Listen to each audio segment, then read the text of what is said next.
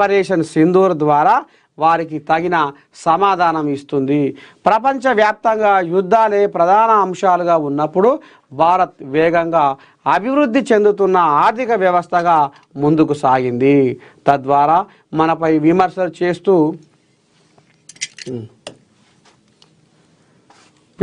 చేస్తున్న వారిదే తప్పు అని నిరూపించింది. ప్రస్తుతం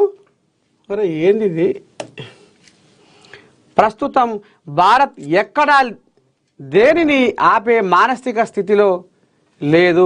ఎన్నో రోడ్ బ్లాక్లు, స్పీడ్ బ్రేకర్లు ఉన్నప్పటికీ భారత్ అన్స్టాపబుల్గా ముందుకు వెళ్తుంది. మేము ఆగము లేదా నెమ్మదిగా వెళ్ళము. 140 కోట్ల మంది భారతీయులు పూర్తి వేగంతో కలిసి ముందుకు సాగుతారు అని ప్రధాని మోదీ అన్నారు. 5 పేద దేశాల్లో ఒకటిగా ఉన్న భారత్ నేడు ప్రపంచంలోనే 5 అగ్రస్థాయి ఆర్థిక వ్యవస్థల్లో ఒకటిగా మారింది. చిప్స్ నుంచి షిప్స్ వరకు భారత్ స్వావలంబన సాధించింది. ప్రతి రంగంలోనూ తనదైన విశ్వాసంతో ముందుకు సాగుతుంది అని మోదీ అన్నారు. సారు మరి అట్లనే కోజాగరకు నువ్వు ఏడాదికి 2 కోట్ల ఉద్యోగాలు అన్నమాట సారు. మరి అది ఎటువాయే మరి మొత్తమే మర్చిపోయినవా? మళ్ళీ ఒకసారి మా ఏఎన్ఎన్ నుంచి గుర్తు చేస్తున్నాం. మరి ఏడాదికి 2 కోట్ల కథ, ఉద్యోగాల కథ ఏందో, మరి ఏం చేస్తావో ఎట్ట సంగతో. అయితేనే నా సోటి పేదోళ్ళ అకౌంట్లలో కర్రెపశలు 15 లక్షల దాకా ఆ అకౌంట్లలో చేస్తా అంటే కర్రెపశలు వదలబట్టి మరి అయ్యడ బండ పెట్టినాం సారు. జర గాడి మీద కూడా జర కన్ను పెట్టు, పుణ్యం ఉంటుంది.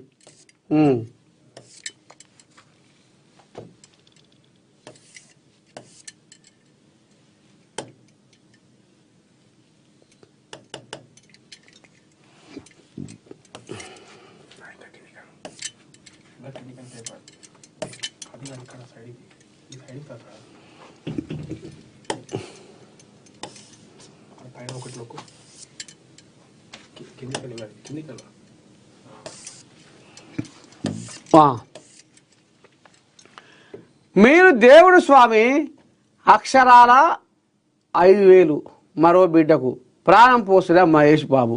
సరే, ఈ కోజా ముచ్చట ఇట్ట ఉంది. దండుకున్న దండుపాల్యమే బీఆర్ఎస్. క్యాబినెట్లో రాద్ధాంతం జరిగిందని ఆయన నిరూపించగలరా? మాజీ మంత్రి హరీష్ రావుకు మంత్రి సీతక్క సవాల్. సరే, సీతక్క కూడా మరి ఏమన్నది, ఏం కథ ఒక్కసారి ఇందామా?